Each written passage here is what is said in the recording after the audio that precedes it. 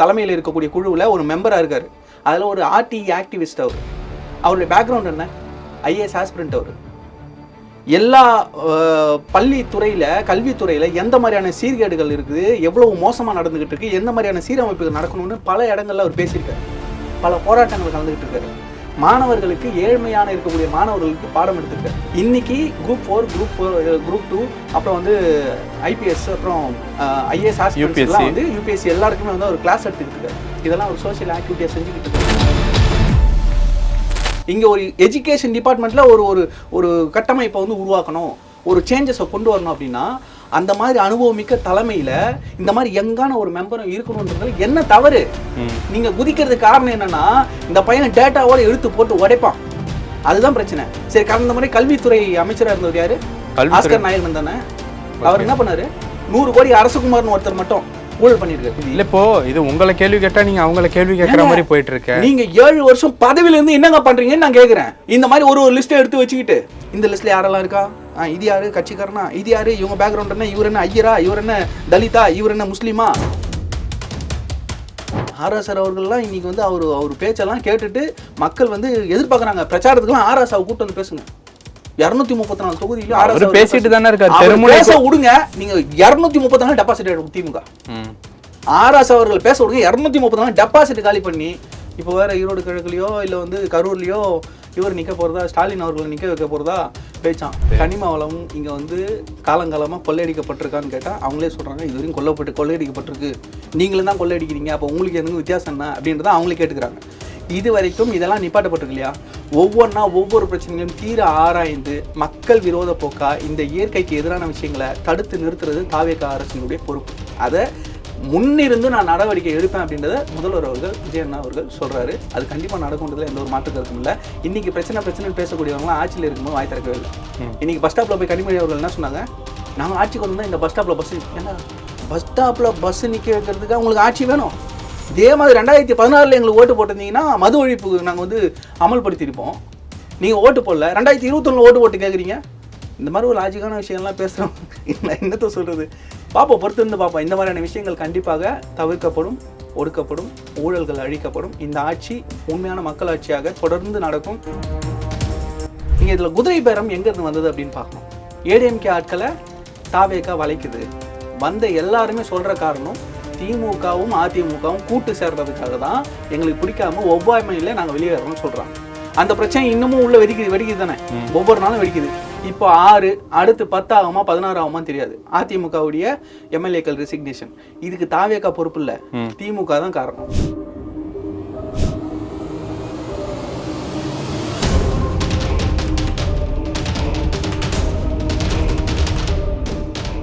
Real one உறவுகளே, நடுநிலையோடு பொறுப்புடன் செய்திகளை வழங்கி பல லட்சக்கணக்கான மக்களின் நம்பிக்கையை பெற்ற நமது சேனலின் வளர்ச்சிக்கு உங்கள் ஆதரவு தேவை. இந்த ஊடக பயணம் தொடர்ந்து வலுப்பெற திரையில் தெரியும் QR கோட் ஸ்கேன் செய்தோ அல்லது டிஸ்கிரிப்ஷனில் உள்ள வங்கி விவரங்கள் மூலம் உங்களால் முடிந்த அளவு சப்போர்ட் செய்யுங்கள். உங்கள் ஒவ்வொரு ஆதரவும் நமது குரலை இன்னும் பல லட்சம் பேரிடம் கொண்டு செல்ல உதவும்.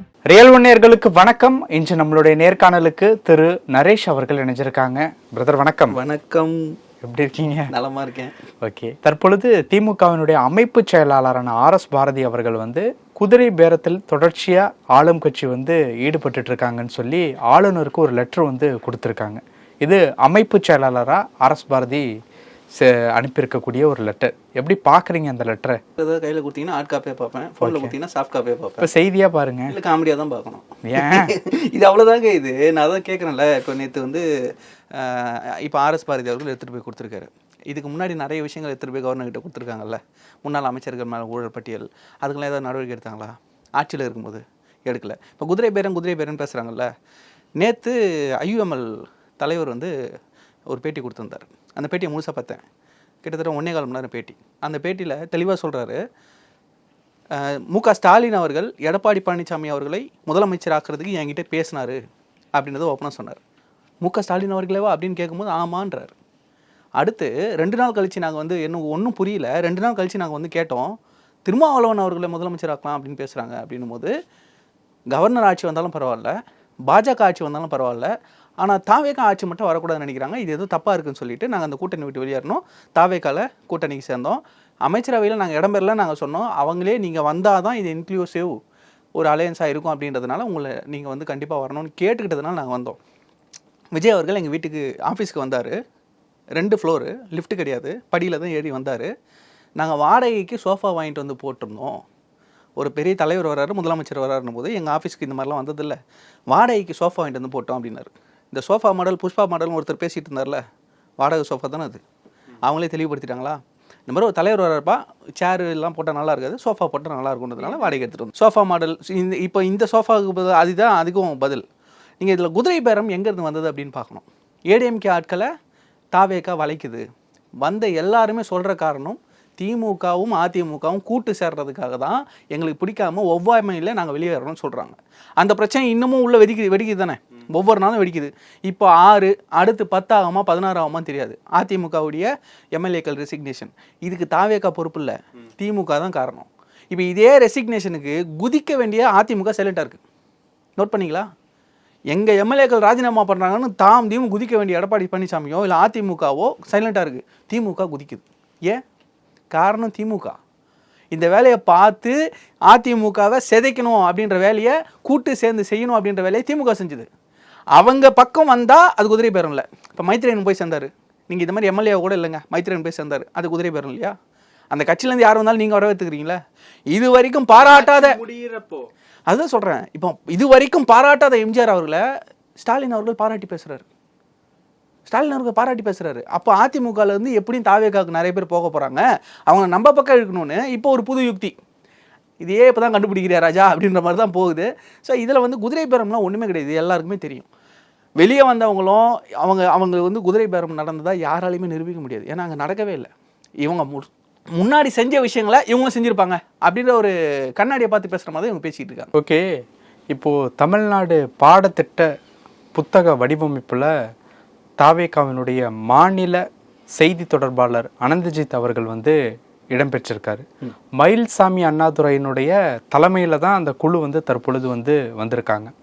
இப்போது இந்த ஒரு இடத்துல கட்சியினுடைய நிர்வாகியை நியமிச்சிருக்காங்க அப்படிங்கிறதுனால திமுகவினுடைய south Chennai MP Tamilisai Thangapandian, okay, அவங்க வந்து திமுகவினுடைய கல்வி அணி செயலாளராகவும் வந்து இருக்காங்க. அவங்க வந்து தன்னுடைய கண்டனத்தை வந்து தெரிவிச்சிருக்காங்க. ஓகே, கட்சி நிர்வாகியை நீங்கள் எப்படி வந்து ஒரு அரசு பதவி, அதாவது இதுவும் கிட்டத்தட்ட வந்து அரசு ஒரு நிர்வாக குழுவில் வரக்கூடிய ஒரு விஷயம்தான். பாடக்குழு வடிவமைப்பில் எப்படி நீங்கள் வந்து நியமிக்கலாம், ஒரு முன் அனுபவம், ஒரு சமூகத்தினுடைய பார்வை, இந்த மாதிரியான பல விஷயங்கள் இருந்தால் தானே வந்து நீங்கள் வந்து நியமிக்கணும் அப்படிங்கிற மாதிரியே அவங்களுடைய கேள்வியை வந்து கேட்டிருக்காங்க.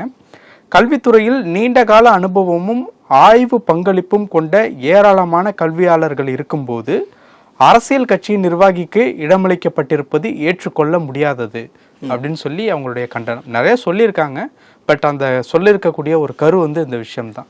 எப்படி பார்க்குறீங்க? பான்காரன் ஏதோதெல்லாம் கண்டுபிடிச்சிருக்கான். எங்கள் சவுத் சென்னை எம்பி, நீங்கள் வேறு எதுவும் யோசிக்கிறீங்க, அதை நான் சொல்ல மாட்டேன், எங்கள் சவுத் சென்னை எம்பி அதை கண்டுபிடிச்சிருக்காங்க பார்த்தீங்களா அப்படின்னு. சரி, அனந்தஜித்தை போடக்கூடாது, வேறு யாரை போடலாம்? திண்டுக்கல் லியோனி போடலாமா? சிவாஜி கிருஷ்ணமூர்த்தி போடலாமா? நல்லாயிருக்கும். எல்லாம் சாதிக் பாஷா, குடியாத்தம் குமரன் ஒருத்தர் இருக்காரு, இவங்களாம் வாயில விபச்சாரம் பண்ணுறவங்க, இவங்கள போடலாமா? நல்லா இருக்குமா? கடந்த ஆட்சியில் இல்லை, கடந்த ஆட்சியில் திண்டுக்கல் லியோனியை கூட்டு வந்து பாடநூல் கழகத்துடைய தலைவராக போட்டாங்க. எதன் அடிப்படையில் போட்டாங்க? அவர் யார்? அவர் ஒரு முனைவர் கட்சி நபர் தானே அவர், கட்சி பேச்சாளர் தான். ஓகே, பேச்சாளர் தானே. எப்படிப்பட்ட ஆள் அவர்? நீங்கள் அவர் ஆசிரியராக இருந்தார், முனைவர், நீங்கள் என்ன வேணால் சொல்லிக்கிங்க, எப்படிப்பட்ட நபர்? நீங்கள் அவரை போட்டதுனால அந்த துறை வந்து சிறப்பாக விளங்கிடுச்சு. அனந்தஜித்தை போட்டால் வந்து அது வந்து ஒரு சார்பு போகுமா? அனந்தஜித் முதல்ல யார்? அனந்தஜித் யார் நீங்கள் சொல்லுங்கள். தாவேகாவினுடைய செய்தி தொடர்பாளர். அது இப்போது, அதுக்கு முன்னாடி நீங்கள் கட்சியில் சேர்ந்து போஸ்டிங் ஆனதெல்லாம் இப்போது. அதுக்கு முன்னாடி அவர் யாருன்னா ஆக்டிவிஸ்ட்டு. அவர் அதுக்கு முன்னாடி ஆர்டி ஆக்டிவிஸ்ட். அதுலேயே வந்து லிஸ்ட்டில் போட்டிருப்பாங்க. ஐயா மயில்சாமி அவர்களுடைய இதில் வந்து அந்த தலைமையில் இருக்கக்கூடிய குழுவில் ஒரு மெம்பராக இருக்கார். அதில் ஒரு ஆர்டி ஆக்டிவிஸ்ட். அவருடைய பேக்ரவுண்ட் என்ன? IAS aspirant. அவர் எல்லா கல்வித்துறையில் எந்த மாதிரியான சீர்கேடுகள் இருக்குது, எவ்வளவு மோசமாக நடந்துக்கிட்டு இருக்குது, எந்த மாதிரியான சீரமைப்புகள் நடக்கணும்னு பல இடங்களில் அவர் பேசியிருக்காரு. பல போராட்டங்கள் கலந்துக்கிட்டு இருக்காரு. மாணவர்களுக்கு, ஏழ்மையான இருக்கக்கூடிய மாணவர்களுக்கு பாடம் எடுத்திருக்காரு. இன்னைக்கு குரூப் 4 குரூப் 2 அப்புறம் வந்து ஐபிஎஸ் அப்புறம் ஐஏஎஸ் ஆஸ்பிரன்ஸுக்கெல்லாம் வந்து யூபிஎஸ்சி எல்லாருக்குமே வந்து ஒரு கிளாஸ் எடுத்துக்கிட்டு இருக்காரு. இதெல்லாம் ஒரு சோஷியல் ஆக்டிவிட்டியாக செஞ்சுக்கிட்டு இருக்காரு. ஒரு கல்வியில் எந்த மாதிரியான ஒரு மாற்றம் வரணும்னு எதிர்பார்த்து அதற்கு போராடக்கூடிய ஒரு சமூக போராளி அவர். இல்ல ஒரு அனுபவம் என்னங்க அனுபவம்? நான் தான் கேட்குறேன், திண்டுக்கல் லியோனுக்கு என்ன அனுபவம் நீங்க ஒத்துக்கிட்டு? திண்டுக்கல் லியோனுக்கு ஒரு 60 வயசுக்கு மேல வயசு இருந்தா போதுமா அனுபவம்? சரி, உங்க போன முறை உயர்கல்வித்துறை அமைச்சர் யாரு திமுகல? பொன்முடி அவர்கள் இருந்தாங்க. அவருக்கு என்ன அனுபவம்? இந்த அனுபவம் தானே. இல்ல அது ஒரு அரசியல் பேச்சு, அது எதுக்கு பதவி? அவரை தூக்கிட்டு வந்து நீங்க உயர்கல்வி துறைக்கு போட்டுட்டு நீங்க இவரை தூக்கிட்டு வந்து போடுறதுக்கு வந்து அனுபவத்தை கேட்குறீங்க. 60 வயசு அனுபவம் உள்ள ஆள் என்ன பண்ணார் பாத்தீங்கல்ல? அப்போ ஒரு இளைஞருக்கு அங்க வந்து செய்யக்கூடிய பிரச்சனைகளை தீர்வு காண்றதுக்கு தீர்வு கிடைக்காதா? அவனுக்கு அந்த அறிவே இருக்காதா? எவ்வளவு டேட்டாவோட பேசக்கூடிய ஒரு நபர் தெரியுமா? இவங்களுக்கு ஏன் எரியுதுன்னா அவர் டிபேட்ஸ்ல உட்காந்து கேட்கிற கேள்விக்கு பதில் இல்லை.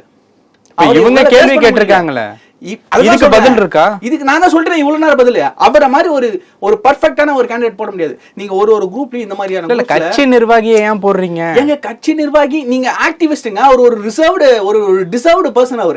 அவரை போடாம யாரை போட சொல்றீங்க நீங்க? அந்த மாதிரி ரொம்ப நுணுக்கமா எல்லா புள்ளியிலையும் ஆராய்ந்து பேசக்கூடியவர்.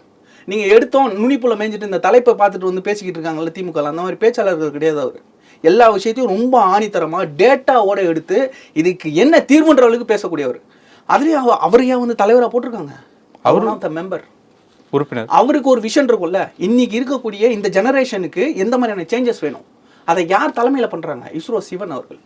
நீங்க என்ன யூஸ் பண்ணீங்க அவரை? இஸ்ரோ சிவன் அவர்கள் லாஸ்ட் டைம் கடந்த 5 வருஷத்துல அவர் என்ன யூஸ் பண்ணீங்க? நம்ம தமிழ்நாட்டை சேர்ந்த அண்ணாதுரையும் சொல்லியிருக்காங்க. அதுதாங்க சொல்றேன், நீங்க அவரை எதுக்கு யூஸ் பண்ணீங்க?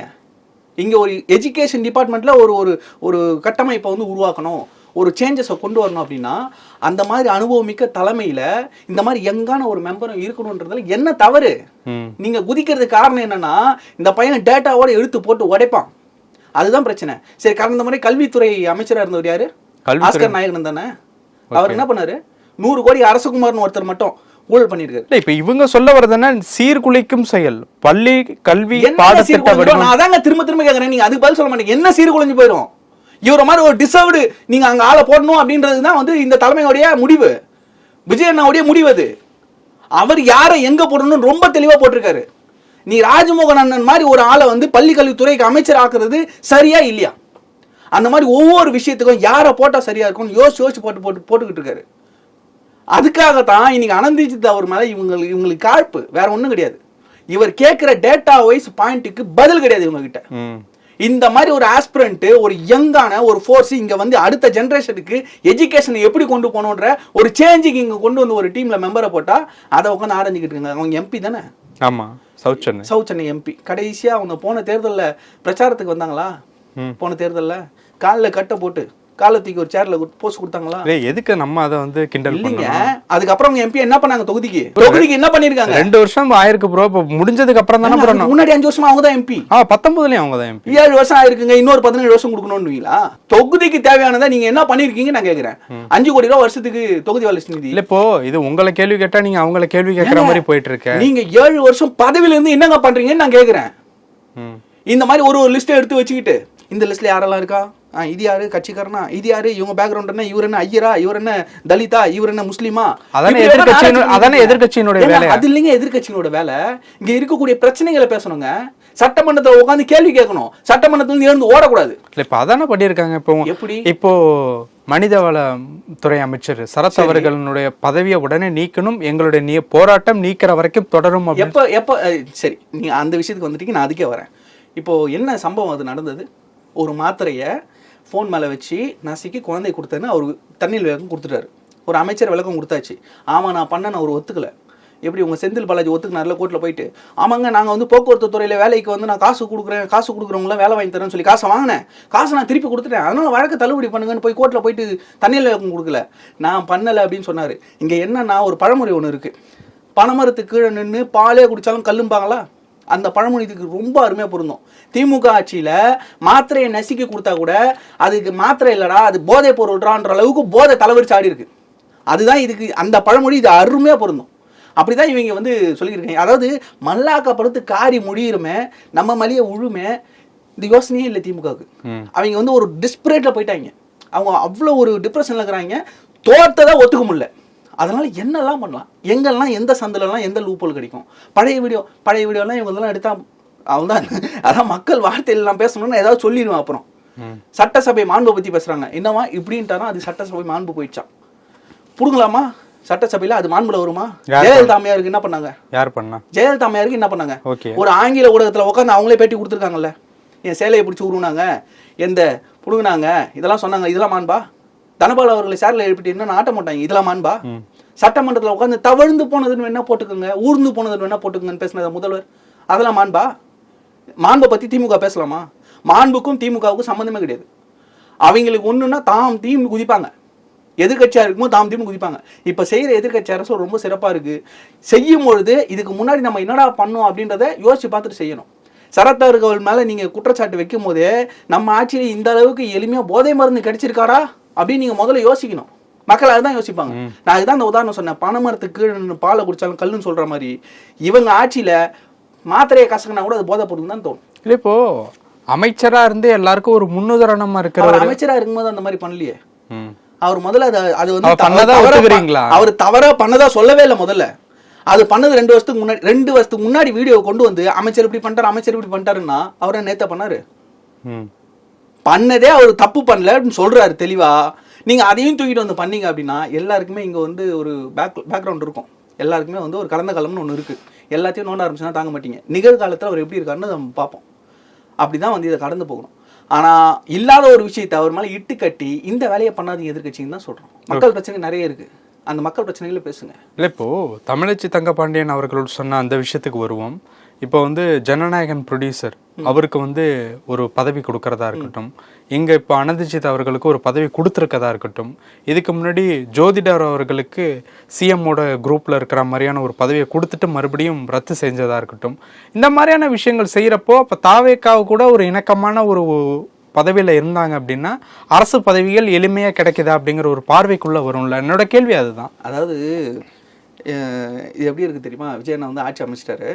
விஜயண்ணா வந்து எந்த ஒரு செயல் செய்கிறதா இருந்தாலும் திமுக தலைமைக்கிட்டயோ இல்லை அவங்களுடைய ஆட்கள் இருப்பாங்கள்ல சிலர், இந்த ஊடகத்தில் உட்காந்து அடியாட்கள் பேசுவாங்கல்ல, அவங்ககிட்ட கொண்டு போய் ஐயா இதை செய்யலாமா, ஐயா இது இவரை போடலாமா அப்படின்னு கேட்டு பண்ணோமா?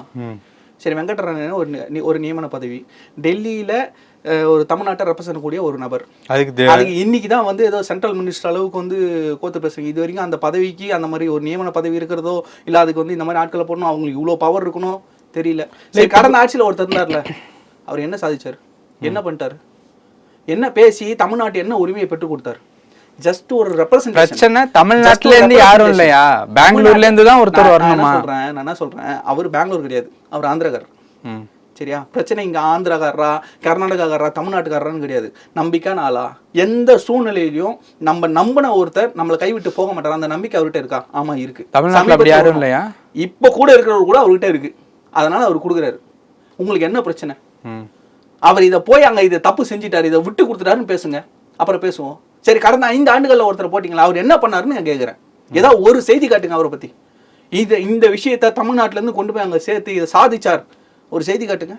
ஒன்றும் கிடையாது. அந்த மாதிரி ஒருத்தர் இருக்கிறதே நம்மளுக்கு தெரியாது. இன்னைக்கு இவர் ஒருத்தரை போட்டாருன்னா செய்தி. நல்ல விஷயம் என்னன்னா, இந்த மாதிரி சின்ன சின்ன நுணுக்கங்கள் கூட இன்னைக்கு தாவேக ஆட்சியில பெருசா பேசப்படும் போது நிறைய பேருக்கு தெரிய வருது. அது தாவேக ஆட்சிக்கே ஆபத்தா போய் முடியுதுங்கிறத பார்க்க முடியவே முடியாது. நீங்க அதான் சொல்றல, இந்த மாதிரி நீங்க சின்ன சின்னதா யோசிக்கிட்டே இருங்க.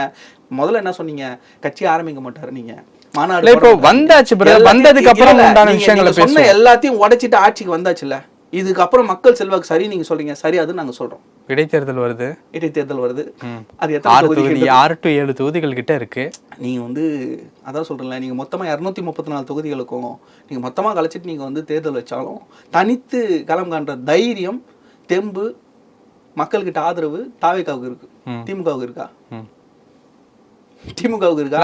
அதிமுகவுக்கு இருக்கா? அதான் ஆர்எஸ் அவர்கள் சொல்லியிருக்காங்களே, 234 தொகுதிகளும் தனித்து போட்டியிடுவோம் இடுங்கன்ற. ஆர்எஸ்ஆர் அவர்கள்லாம் இன்னைக்கு வந்து அவர் பேச்செல்லாம் கேட்டுட்டு மக்கள் வந்து எதிர்பார்க்குறாங்க. பிரச்சாரத்துக்குலாம் ஆர்எஸ்ஆவை கூட்டு வந்து பேசுங்க.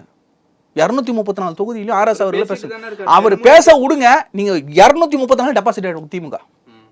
ஆர்எஸ் அவர்கள் பேச விடுங்க, 234 டெபாசிட் காலி பண்ணி, இப்போ வேற ஈரோடு கிழக்குலையோ இல்லை வந்து கரூர்லையோ இவர் நிற்க போறதா, ஸ்டாலின் அவர்களை நிற்க வைக்க போறதா பேச்சான். கொளுத்துறை கோட்டை விட்டீங்கல்ல, தமிழ்நாட்டு கோட்டை விட்டீங்கல்ல, இப்போ அடுத்து எங்க நின்னாலும் ஸ்டாலின் அவர்கள் கண்டிப்பா தோப்பார். அது எப்படி தேர்தலுக்கு முன்னாடியே சொல்றீங்க? நான் தேர்தலுக்கு முன்னாடியே தான் இப்பவும் சொன்னேன், குளத்தூர்ல ஸ்டாலின் தோக்குறான்னு தேர்தலுக்கு முன்னாடி தான் சொன்னேன். சிரிச்சிங்க இன்னைக்கு, நான் இன்னைக்கும் அதான் சொல்றேன். சிரிக்கிறேன், சிரிங்க, இப்பவும் சிரிங்க, மறுபடியும் அழுவு போறீங்க. இன்னைக்கு வந்து சேகர் பாபு அவர்கள் பின்னாடி நின்று டப்பிங்லாம் கொடுக்குறாருல, இந்த போக்கரி படத்துல வடிவேல் ஒரு சீன் வரும்ல, எரிமலை எண்ணிக்கை அழுது இருக்கு, அதனால தான் என் ஆளு அடியால் அழுவு விட்டுருக்கேன்ற மாதிரி அந்த மாதிரி ஒரு சீனை கிரியேட் பண்றீங்களே. அடுத்து வேற யாருன்னா கூட வச்சுட்டு அழுவ போறீங்க, வேற ஒன்றும் கிடையாது. ஓகே, இப்போ இருக்கக்கூடிய சுச்சுவேஷன் படி கட்சி நபர்களுக்கு பதவி அப்படிங்கிற மாதிரியான பார்வையில் பார்க்குறதா, இல்லை விஜய் அவர்களுக்கு நெருக்கமான இருக்கக்கூடிய ஆட்களுக்கு அந்த பதவி போகுது அப்படிங்கிற ஒரு டவுட்டு. இதுக்கு முன்னாடி திமுக அதிமுகல கட்சி நபர்களுக்கு நியமன பதவிகள் கொடுத்தாங்களா இல்லையா? எனக்கு அதை மட்டும் சொல்லுங்க. அதுக்கு மாற்று தானே டிவிக்கு. ஏங்க எல்லாத்துக்கும் இது மாற்று இல்லைங்க. ஏங்க நான் வெள்ளை சட்டை போட்டு வந்தா நீங்களும் வெள்ளை சட்டை போட்டு வரீங்களேன்னு கேட்கக்கூடாது. இதெல்லாம் காமெடியா இருக்குது. நீங்க எதெல்லாம் மாற்றுன்னா, ஊழல்ல ஒரு நிர்வாகம் நடத்த முடியுமா, அது மாற்று. மக்கள் விரோதம் பண்ணாம ஆட்சி நடத்த முடியுமா, அது மாற்று. அது இங்க நடக்குதானா? நடக்குது. ஒரு துறையிலையும் நடக்குதா? கனிம வளத்துறை 7 குவாரிகள் மூடப்பட்டதா? கனிம வளத்துறையில ஆய்வு நடக்குது. ஒவ்வொரு நாளும் கனிம வளம் கொள்ளையடிக்கப்படக்கூடாதுன்னு இன்னைக்கு IAS IPS மாநாட்டில் கூட பேசுறாங்களா? கல்வித்துறை 1000 CBSE பள்ளிக்கு ₹1 கூட லஞ்சம் வாங்காம இந்த அரசு எங்களுக்கு NOC கொடுத்துருக்கு, சர்டிஃபிகேஷன் கொடுத்துருக்குன்னு கல்வித்துறையை சேர்ந்த அந்த அசோசியேஷன் லீடர் பேசினாரா, பேட்டி கொடுத்துருக்காரா? எத்தனை 100 கோடிக்கு மேலே ஒரே நபர் ஆஃபீஸை போட்டு லஞ்சம் வாங்கி இங்கே ஊழல் பண்ணியிருக்காருன்னு சொன்னாங்களா? இந்த ஆட்சியில் நடக்காதுன்னு சொன்னாங்களா? PWD இது வரைக்கும் போடப்படாத ஒரு சாலைக்கு நீங்கள் வந்து பில்லை பாஸ் பண்ணி நீங்கள் ஊழல் பண்ணியிருக்கீங்கன்னு இன்றைக்கி ஏவாவேல் மேலே FIR ஃபைலாக இருக்குது. பார்த்தீங்களா? அது இங்கே நடக்குதா? எந்த கான்ட்ராக்டரும் யாருக்கும் ₹1 கமிஷன் கொடுக்க வேண்டாம்னு சொல்லி ஆதவர்ஜனா பேசினாரா? இதுக்கு முன்னாடி ஏதாவது ஒரு அமைச்சர் பேசியிருக்காரா? இதுதான் மாற்றம். நீங்கள் நான் வெள்ளை சட்டை போட்டிருந்தேன், வேஷ்டி சட்டை போட்டிருந்தேன், நீங்களும் வேஷ்டி சட்டை போட்டுருக்கீங்க, இது மாற்றமாலாம் கேட்டிங்கன்னா சிரிக்க தான் செய்யணும். ஓகே, இப்போ இருக்கக்கூடிய சுச்சுவேஷன் படி இவ்வளோ விஷயங்கள் நீங்கள் வந்து சொல்கிறீங்கல்ல, ஆனால் அந்த கனிம வளத்துறையில் சமீபத்தில் ஒரு விஷயம் நடந்திருக்கு அப்படின்னு சொல்லி கனிமொழி அவர்கள் வந்து ஒரு விஷயம் வந்து சொல்லியிருக்காங்க. கன்னியாகுமரியில் அணு கனிம சுரங்க நில ஒதுக்கீட்டு ஆணையம் நீட்டிப்புக்கு கனிமொழி கண்டனம். சரி, ஓகே, எப்படி பார்க்குறது? நீங்கள் சொன்ன அந்த கனிம வளம் விஷயத்துக்குள்ள தான் வருது. கனிம வளம் இங்கே வந்து காலங்காலமாக கொள்ளையடிக்கப்பட்டிருக்கான்னு கேட்டால் அவங்களே சொல்கிறாங்க, இது வரைக்கும் கொள்ளையடிக்கப்பட்டிருக்கு, நீங்களும் தான் கொள்ளையடிக்கிறீங்க, அப்போ உங்களுக்கு எனக்கு வித்தியாசம் என்ன அப்படின்றத அவங்களே கேட்டுக்கிறாங்க. இது வரைக்கும் இதெல்லாம் நிப்பாட்டப்பட்டிருக்கு இல்லையா? ஒவ்வொரு பிரச்சனைகளையும் தீர ஆராய்ந்து மக்கள் விரோத போக்கா இந்த இயற்கைக்கு எதிரான விஷயங்களை தடுத்து நிறுத்துறது தாவேகா அரசினுடைய பொறுப்பு. அதை முன்னிருந்து நான் நடவடிக்கை எடுப்பேன் அப்படின்றத முதல்வர் அவர்கள் விஜய் அண்ணா அவர்கள் சொல்கிறாரு. அது கண்டிப்பாக நடக்கும்ன்றதுல எந்த ஒரு மாற்று கருத்தும் இல்லை. இன்றைக்கி பிரச்சனை பேசக்கூடியவங்களாம் ஆட்சியில் இருக்கும்போது வாய் திறக்கவே இல்லை. இன்றைக்கி பஸ் ஸ்டாப்பில் போய் கனிமொழி அவர்கள் என்ன சொன்னாங்க, நாங்கள் ஆட்சிக்கு வந்திருந்தால் இந்த பஸ் ஸ்டாப்பில் பஸ் ஏன்னா பஸ் ஸ்டாப்பில் பஸ் நிற்க வைக்கிறதுக்கு அவங்களுக்கு ஆட்சி வேணும். இதே மாதிரி 2016 எங்களுக்கு ஓட்டு போட்டிருந்தீங்கன்னா மது ஒழிப்புக்கு நாங்கள் வந்து அமல்படுத்தியிருப்போம். நீங்கள் ஓட்டு போடல, 2021 ஓட்டு போட்டு கேட்குறீங்க. இந்த மாதிரி ஒரு லாஜிக்கான விஷயம்லாம் பேசுகிறோம். என்னத்தை சொல்கிறது, பார்ப்போம், பொறுத்திருந்து பார்ப்போம். இந்த மாதிரியான விஷயங்கள் கண்டிப்பாக தவிர்க்கப்படும், ஒடுக்கப்படும், ஊழல்கள் அழிக்கப்படும். இந்த ஆட்சி உண்மையான மக்கள் ஆட்சியாக தொடர்ந்து நடக்கும். இந்த 5 வருஷம் இல்லை, இன்னும் 50 வருஷத்துக்கு தாவேக்கா தான். செட் பண்ணி வச்சுக்கிங்க. நரேட்டிவ் நாங்கள் செட் பண்ணுறோம், வச்சுக்கிங்கன்ற நரேஷன் நரேட்டிவ் வச்சுக்கிங்க. தலைப்பு கூட நல்லா இருக்கு. 50 வருஷத்துக்கு தாவேக்கா தான். பல விஷயங்கள் பேசியிருக்கோம். நேரத்திற்கு நன்றி. நன்றி. உங்கள் பிசினஸ் இன்னும் அதிக மக்களை சென்றடைய வேண்டுமா? இன்றைய டிஜிட்டல் உலகில் சரியான ப்ரமோஷன் தான் வெற்றியின் முதல் படி. தமிழகம் முழுவதும் பல லட்சக்கணக்கான பார்வையாளர்களை தினமும் சென்றடையும் ரியல் ஒன் யூடியூப் சேனல்களில் உங்கள் பிசினஸ் இனி எல்லோரும் அறியட்டும். குறைந்த செலவில் அதிக ரீச். உங்கள் பிராண்டுக்கு நம்பிக்கையும் வளர்ச்சியும் சேர்க்க இன்றே எங்களை தொடர்பு கொள்ளுங்கள். 928 00 87 164.